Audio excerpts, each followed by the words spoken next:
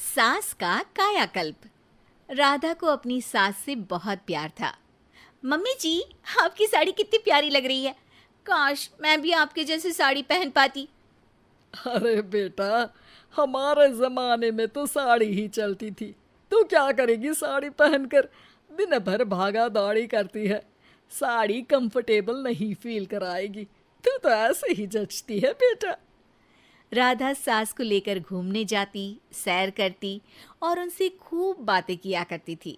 एक दिन, अरे राधा और माँ सुनो, अब हम लोगों को बम्बई चलना पड़ेगा। मेरी नई नौकरी वहीं लगी है। अरे वाह माँ, कितना मजा आएगा ना। अरे नहीं नहीं, मैं नहीं जाऊंगी। बड़ा शहर, बड़े लोग, मेरा दिल नहीं लगेगा। अरे माँ, मैं हूं ना आपके साथ।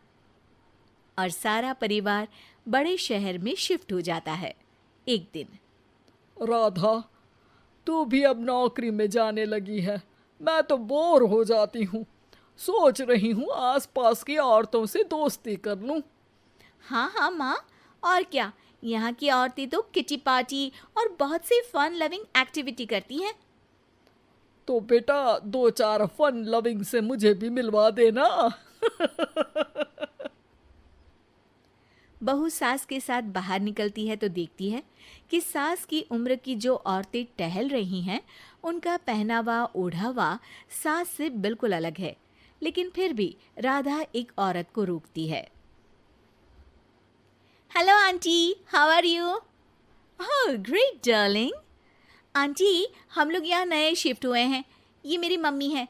क्या ये कल से आप लोगों को ज्वाइन कर सकती हैं? वो औरत सास की तरफ बड़ी ही अजीब नज़रों से देखती है, फिर कहती है, अब ठीक है, कल से भेज देना। सास समझ जाती है कि उस औरत को वो ठीक नहीं लगी, लेकिन फिर भी वो कुछ नहीं बोलती। अगले दिन, अरे माँ, अच्छी सी साड़ी पहनकर तैयार होकर जाइए। आपको आपकी दोस्तों के पास जाना है ना। और नहीं नहीं, मैं सोच रही हूँ घर पर बैठकर टीवी देखूं। वैसे भी रामायण का नया एपिसोड आएगा। नहीं माँ, आप जाओ ना, लोगों से मिलो, बात करो, अच्छा लगेगा।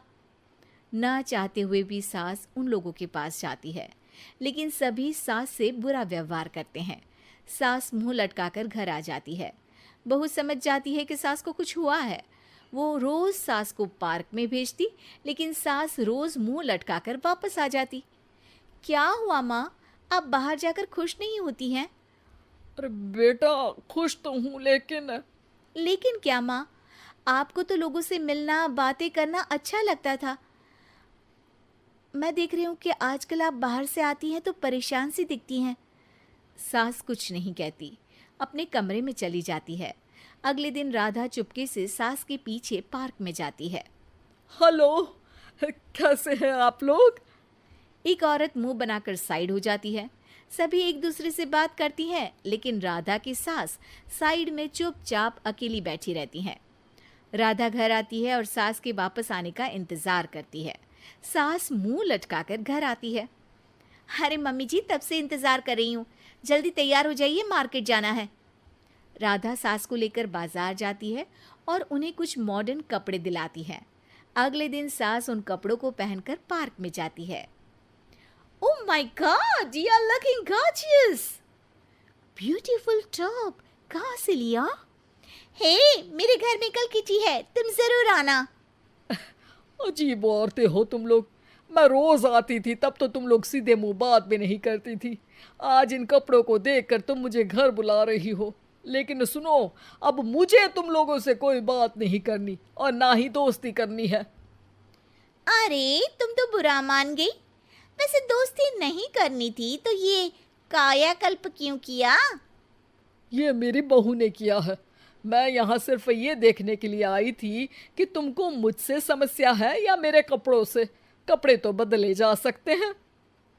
अच्छा चलो, जो भी हो, अब हम लोग तुम्हें अपने साथ रखने को तैयार हैं। लेकिन अब मुझे तुम लोग नहीं पसंद। ये बोलकर राधा की सास वहां से चली जाती है। वाह माँ जी, आज तो आपका चेहरा खिला खिला सा लग रहा है। लगता है आपकी सहेलियों ने आपको अपना लिया। हाँ, वो तो अपनाना ही था। दिखावे वाली जो है वो, मेरे कपड़े बदलते ही उनका दिल बदल गया। लेकिन आज मैं उन्हें मना कर आई, अरे क्यों माँ जी? क्योंकि उन लोगों को मुझसे नहीं मेरे कपड़ों से दोस्ती करनी थी। वैसे मेरे पास तो तू है ना, मेरी प्यारी बहू, मुझे किसी की जरूरत नहीं है। अरे नहीं नहीं माँ जी, आप ऐसा क्यों सोच रही हैं?